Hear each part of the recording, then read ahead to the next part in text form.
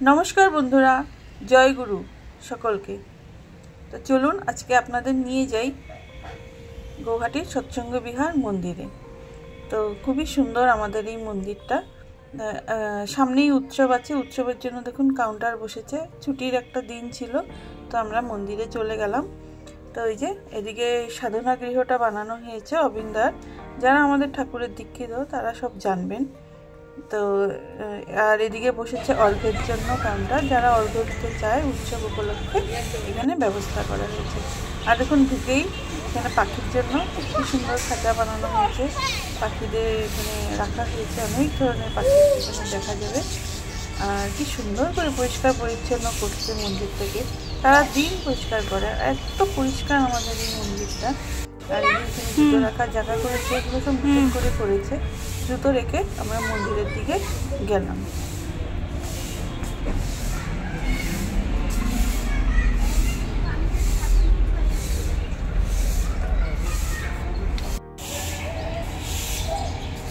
আর এই যে এটা হলো সেবায়ন, এটা নতুন করে এই বিল্ডিংটাও করেছে।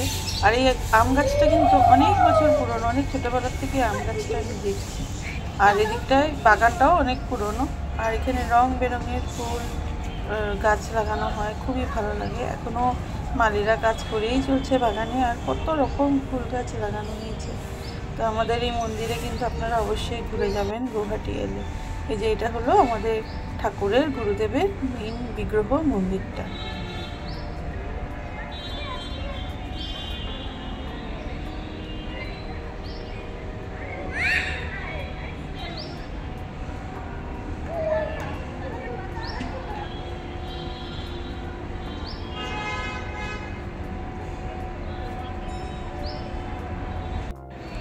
আর এই যে এটা হলো অমরধাম।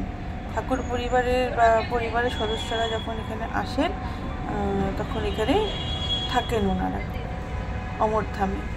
আর ওই দিকটা হচ্ছে বাবাইদার মন্দির, আমাদের আচার্যদেব বাবাইদার।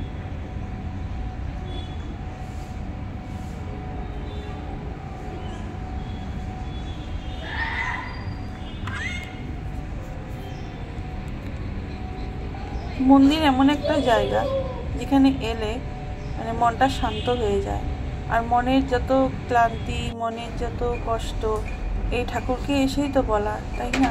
ঠাকুরের কাছে আসাটাই আমাদের মেইন উদ্দেশ্য, যে আমাদের মনের কথাগুলো যাতে আমরা ঠাকুরকে পরিবেশন করতে পারি।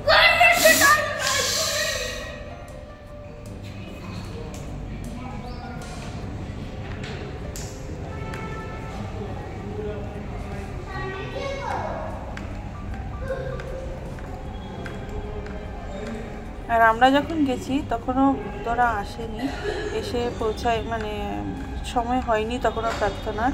তো আমরা একদম খালি খালি পেয়েছি, তো গিয়ে একদম সামনে জায়গা পেয়ে গেলাম। আর এরপরে কিছু ভিডিও আমি করতে পারিনি, প্রার্থনা শুরু হওয়ার পরে প্রার্থনা হয়েছে। প্রার্থনা হওয়ার পরে আমি আবার ভিডিওটা কন্টিনিউ করেছি। ওই সময়টুকু আমি ভিডিও করিনি, যেহেতু আমি প্রার্থনা করতেই গেছিলাম। আর এই যে প্রার্থনা শুরু হওয়ার আগে আমার ছেলের খেলা।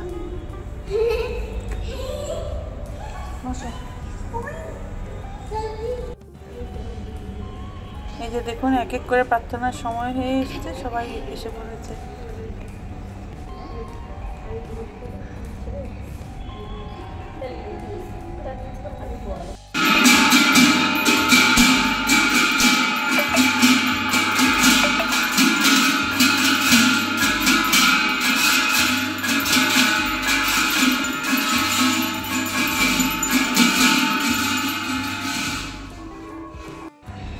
প্রার্থনা শেষে ঠাকুরের আরতিটা আপনাদের দেখালাম, খুবই সুন্দর আরতি হয়।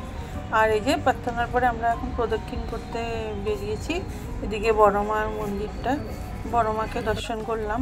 আর এদিকে যাচ্ছি আমরা বড়দার মন্দিরের দিকে, বড়দার বিগ্রহটা আমরা দর্শন করব। আর সবাইকে বিগ্রহ দর্শনের আমি সুযোগ করে দিলাম। যারা দূরে দূরে আছে তারা আমাদের মন্দিরকে এইভাবে দেখতে পারেন।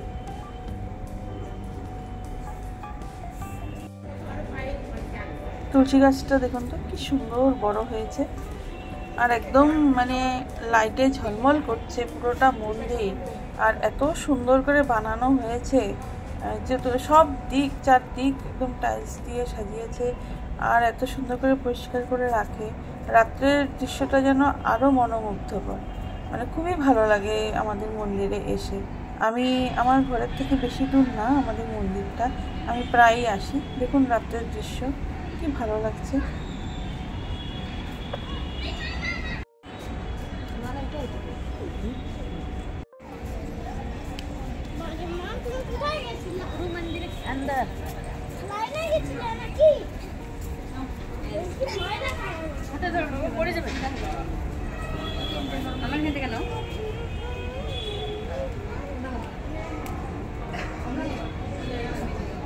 প্রণাম করো।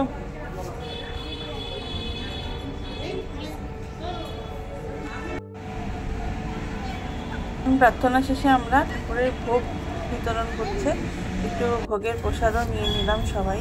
তো ভোগের প্রসাদ খেয়ে তারপরে আমরা ওখান থেকে বেরিয়ে এলাম।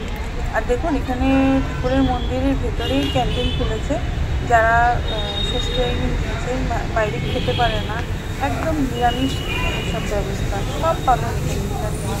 চাউমিন, রোল, এভরিথিং এখানে পাওয়া যায়। তো আমার এই ভিডিওটা কেমন লাগবে, যদি ভালো লেগে থাকে কমেন্টে অবশ্যই জানাবেন। আমার চ্যানেলটাকে সাবস্ক্রাইব করে আমার পাশে থাকবেন। Thank you.